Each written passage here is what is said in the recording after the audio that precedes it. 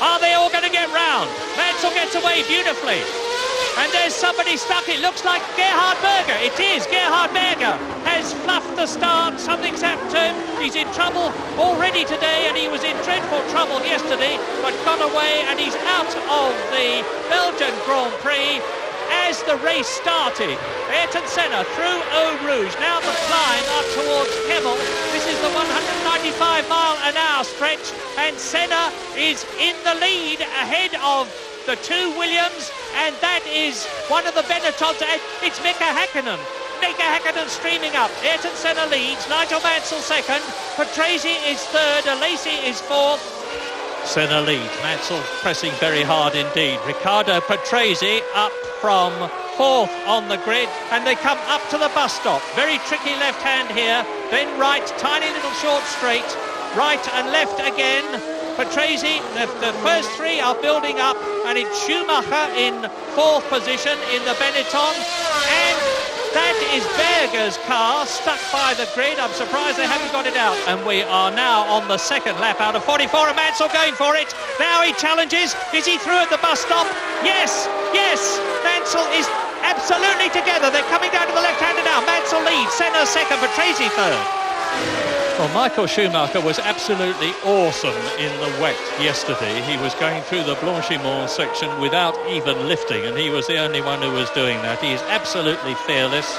He's young. He's still got to win his first Grand Prix. Everybody in front of him has already won a lot, of course.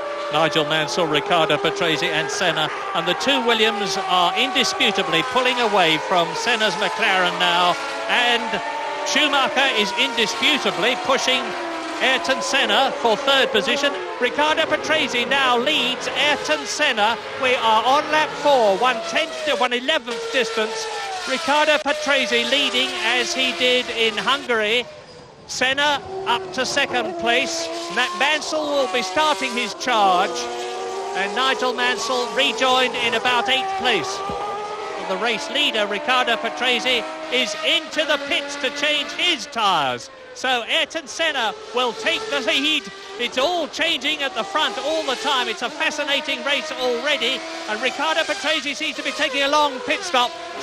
Alesi and Mansell make contact at La Source as Mansell challenges, and Alesi spins off, and Mansell is now up into second place. So Ayrton Senna is leading by about 11 seconds, and he hasn't changed tyres, and Patrese has got in front of Nigel Mansell between La Source and a furious, I'm sure, Jean Alesi retires from the Belgian Grand Prix in his Ferrari, and Nigel Mansell is second to Riccardo Patrese, but ahead of both of them is Ayrton Senna. And Mansell goes past Riccardo Patrese into the bus stop as Ayrton Senna goes over the line.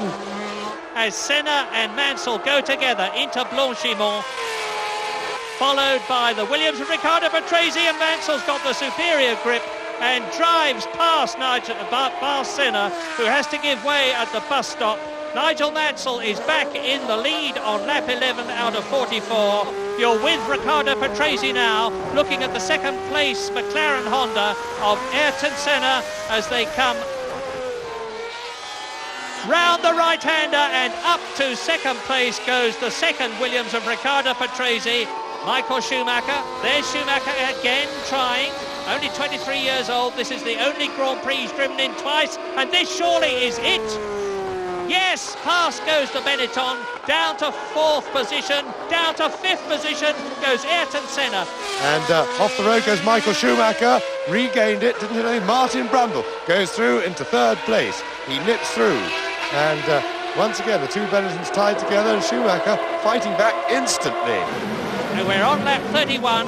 Mansell leading Patrese by 9 seconds. Patrese only 5 seconds ahead of the charging Martin Brundle, but Patrese fastest on the track at the moment. Schumacher into the pits. Häkkinen moves up. Yes, but Patrese is behind Schumacher on the road, who's done very much the fastest lap of the race. He's now under 2 minutes, just to show what dry tyres can do. And Schumacher was only some 15 seconds behind Mansell when they both went through. Mansell still has to change, so Schumacher is almost certainly the real leader of this race unless it rains again. And Nigel Mansell's overly conservative, and really, for a man of his experience, poor tactics, because conservative he can normally afford to be. But this is good for us, because Mansell has now got a real race on his hands. And Mansell 5.2 seconds behind the new fastest lap of the race for Nigel Mansell. So the battle has started. The chase for Mansell is on. Well, we're with Mansell now, and that is Scudamins Jordan, which Mansell has got to get past, and he's going to do it as they come up to La Source, and he holds the dry line, pushes Gutermin out to the right where it's wet. Mansell goes through, and it was Stefano Modena, my apologies, not Maurizio Gutermin, and the gap is 3 seconds now. They're on lap 39 in this 44-lap race. Modena not lapping very quickly at all. Has Mansell got some problems suddenly?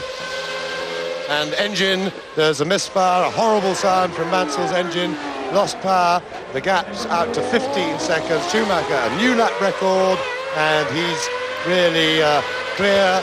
But what an incredible race this has been. We're on lap 42, only 2 to go after the end of this one. Ayrton Senna led at the beginning, then Nigel Mansell took over, then Riccardo Patrese took over. Ayrton Senna back again, then Nigel Mansell retook the lead, held it for a long time, lost it to Michael Schumacher on lap 34. 23 years old, the youngest Grand Prix winner for a long, long time. The first win for Benetton since the Canadian Grand Prix last year. The first win ever for Michael Schumacher. And he puts his arm out, and he is naturally elated. Last year in Belgium, he drove in his first Grand Prix. This year in Belgium, he drives in a Grand Prix for only the second time, the same one, and he wins it. A brilliant achievement. Here is Nigel Mansell coming home in second position yet again.